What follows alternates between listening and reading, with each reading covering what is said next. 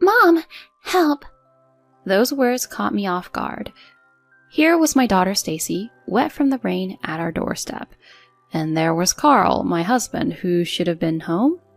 I had always thought we were living the dream after marriage, but now I'm suspecting Carl's hiding something. Well, he's not the only one with plans. I'll get to the bottom of this. I'm Maria, 34, managing a restaurant. I met Carl when he dined at my place, and we tied the knot when I was 25. Fast forward to now, and we're a family of 3, with Stacy, who's 7.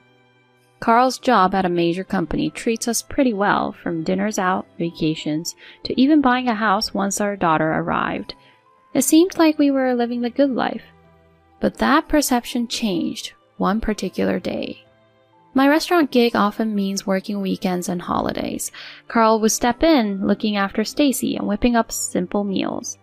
I had peace of mind heading to work. Then came that one Saturday post-summer break. A big storm was brewing, and I anticipated a quiet day at the restaurant.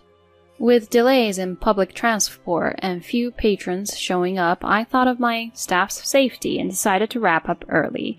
Heading home was challenging with the rain pelting down and gusty winds. Our home is located in a quiet residential area, about 20 minutes away by car. It's a house we renovated with great care. Whenever I see the lights of our home, I always feel relieved. But this time, it was different. Finding Stacy drenched outside was a shocker.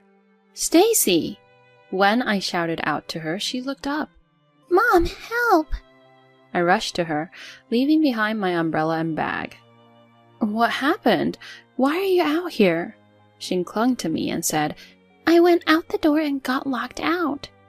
Our door auto-locks, and she couldn't recall the code. But still, "Where's Dad? He should be here, right? What on earth is he doing?" I felt anger rising. "After eating lunch, I got sleepy and took a nap. When I woke up, Dad was gone. I thought he might be outside, so I stepped out, but the door locked behind me." What's going on? First things first, I got Stacy cleaned up and both of us warmed up with cocoa. Carl was still MIA. His shoes weren't at the entrance, so he's probably out. Did Dad say he was going somewhere?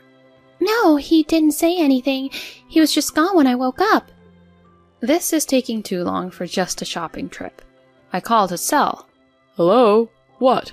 Surprisingly, he answered immediately. Holding back my frustration, I calmly asked, "Where are you right now?" "Huh? Where? I'm at home with Stacy. Why?" His response left me momentarily confused. He was definitely not telling the truth. But why? Is there something he's not sharing? "What happened? Did something come up?" I really wanted to ask him that very question, but I held back and instead said, I might be running late today. Is Stacy doing okay?" "She was sleeping when I checked. Oh yeah, she's good. I've got everything under control." Something felt off. I made up my mind. "Okay, thanks for looking out for her." "All right, take care." I opted to take Stacy to my mother-in-law Karen's house. It's just a short walk from ours. We often rely on her, especially since my own family is far away. She's been living alone since her husband passed a few years back and always enjoys our visits. With my husband at work and Stacy out of school, Karen's been our go-to for childcare, especially this summer. Despite my impromptu call, she kindly offered to whip up dinner. Karen's years working at a diner made her a fabulous cook. I've always been a fan, especially as a fellow restaurant worker. The storm has subsided by the time Stacy and I headed out. Upon our arrival, Karen jumped right in. "Maria, what's going on? What happened?" I was momentarily taken aback. "Huh?" I first thought she was referencing the earlier events, but she seemed to hint at something else. "Carl popped by earlier in a hurry asking to borrow money." "What?" "He said it was urgent and he'd fill me in later, then dashed off." "He did?" "You and Stacy are okay, right?" "We're both fine." "Were you aware he needed money?" "I had no clue. How much did he borrow?" "I gave him $3,400. $3,400? That's a significant amount. I know he has savings. What could have gone wrong? Borrowing from her, even after dipping into his savings, indicates something major. Could it be? Karen trailed off, looking worried. What are you thinking? Did you spot anything unusual about my son recently? Actually, that's precisely why I'm here. I filled her in on the recent events. When I got off work early, I found our daughter outside in the rain and my husband nowhere in sight. When I rang him up, he insisted Stacy was right there with him. That's definitely weird. Hold on, what are you implying? I hate to say it, but there's something I've kept from you. Spill it. Some time ago, he got deep into gambling. He drained his savings and even considered borrowing from some shady characters. Are you serious? This was the first time I was hearing about any gambling since our wedding. I had always seen him as someone who'd steer clear of trouble, so I fully trusted him. Once he met you, he seemed to have put aside his gambling issues and saved diligently for your marriage. I believe that settling down and having Stacy changed him. But lately, he's been dropping Stacy here on weekends, claiming he's swamped at work. That's starting to make more sense now. Hold on, what are you saying? Carl usually enjoys his weekends off. I always assumed that when I was at work, Stacy was at home with him. You didn't know? He's dropped her off here quite a bit recently, saying work's been crazy. Turning to Stacy, I asked, You were at home with Dad while I was working, right? She hesitated before replying. Sometimes we came to Grandma's. Why didn't you mention this? Daddy told me not to. Oh, come on. Karen let out a heavy sigh. He's fallen back into his gambling ways, deceiving his parents and his wife. Worse yet, he had exposed our daughter to potential harm. She could have gotten seriously sick if she'd been caught in that rain any longer. I'm so sorry. Don't blame yourself, Karen. The responsibility is all Carl's. But I helped raise him, and I missed the signs of his return to gambling. After thinking for a bit, she said, We should give him a reality check. Stay here tonight, Maria. A sleepover at Grandma's? Yay! Stacy exclaimed. As I cleaned up after dinner, Stacy, who was engrossed in a TV show with Karen, called out, Mom, your phone's ringing. Got it. After drying my hands, I saw my husband was calling. Hello? Maria, Stacy's missing. His voice was filled with panic. What do you mean missing? You told me she was home with you.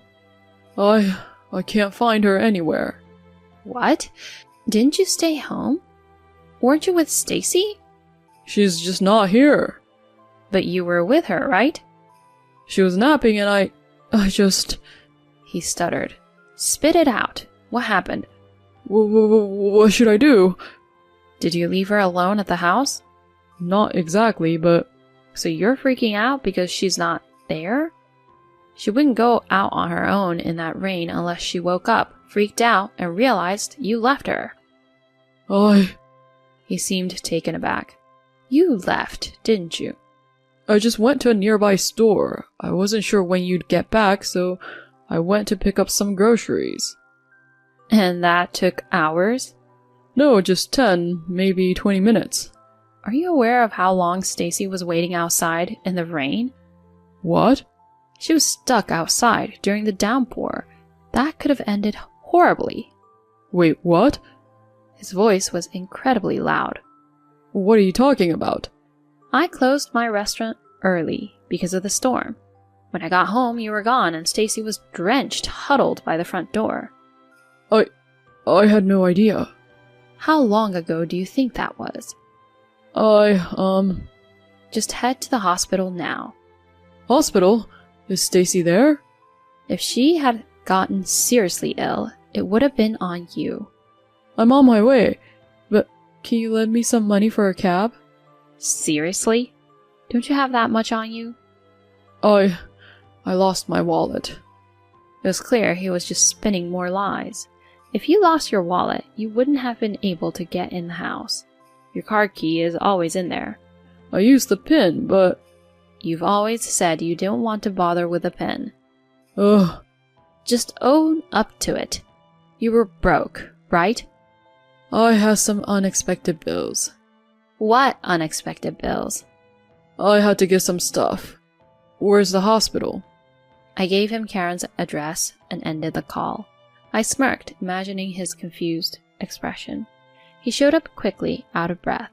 Stacy, is she alright? She's over there. I pointed to the bathroom and she gave a little wave while brushing her teeth. Oh, hi, Daddy. Where were you? Were you at work? When I confronted my husband about it, his response was, You set me up. Set up? Who's been playing who? I snapped back, waiting for Karen to escort Stacy to bed. When did you even start? Start what? Gambling. Ugh. Lying won't help you now. Fine, so what if I did? You think this is okay? Spending our savings, lying to your own mother to borrow money? Can you even pay her back? He then suddenly snapped. What's the big deal? I just lost today, but usually I win. All those nice dinners, trips. You, enjoyed them, didn't you? Those were all from your gambling wins? Yeah, and you benefited too. I don't see why you're so upset now. So you've been doing this for years now. All these years of lies. I just didn't think I needed to tell you. I wouldn't mind if you had a hobby outside of work, but gambling to the point where you lie, borrow money, and put our child in danger? That's unacceptable. His dismissive attitude frustrated me even more. As we continued our argument, Karen handed him a document. Carl, sign this. What? His face went white. Are we really taking divorce over a little gambling? I had filled them out earlier. She could have died. But she just got wet from the rain. But if Maria hadn't come home, she could have been out there for hours. Do you get that? I didn't think she'd be outside. The problem is you left the house for hours while she was asleep. I didn't mean to. If you can't look out for our child, maybe it's best if you split up with Maria. What? While he muttered something, Karen firmly handed him the divorce papers to sign. This is how it'll be. I keep the papers and you're not coming home until every penny is paid back. What the? If you can't pay up, these papers are getting filed. Alright, just hold off on that. The ball's in your court and it's up to Maria and Stacy to decide if they can forgive you.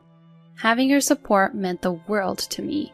My husband was clearly distressed, and I figured out it wasn't just a $3,400 debt to his mom that weighed him down. Turns out he owed big to friends and other acquaintances. That debt kept him swamped at work and away from the gambling tables, especially under Karen's watchful gaze. Meanwhile, Stacy and I thrived without him around. Honestly, life felt easier, and sometimes I wondered if we were better without him. Besides, Stacy could spend time with her dad over at Karen's. The idea of permanently parting ways crossed my mind, but severing ties with Karen, such an ally and support, wasn't an option. Plus, she adored her granddaughter. Food became our bridge to communicate. Stacy showed a keen interest in cooking, so I began teaching her the ropes. Amidst these days, I began contemplating leaving my job. Not to become a stay-at-home mom, as I loved working in the restaurant, and had a mortgage to consider. Instead, I dreamt of opening my own small cafe. Our house, spacious with a beautiful garden, seemed ideal. I thought about converting a part of it into a cafe. So, as Stacy moved up in school, I brought my dream to life, turning a part of our home into a bustling cafe. Its popularity soared, thanks to Stacy's helping hand after school and Karen's delightful cooking. People especially came back for Karen's daily specials. Our days were a blend of cafe talks, brainstorming sessions, and pure joy. Stacy seemed happier with me around all the time. When my husband finally settled his debt and came home, he seemed a mere shadow of his former self. There were still debts, and he considered quitting his job to pay them off with his severance. As long as he stays away from gambling, we should be good. Forgiveness isn't on the table just yet. Maybe I'll let him handle the dishes to teach him a lesson or two.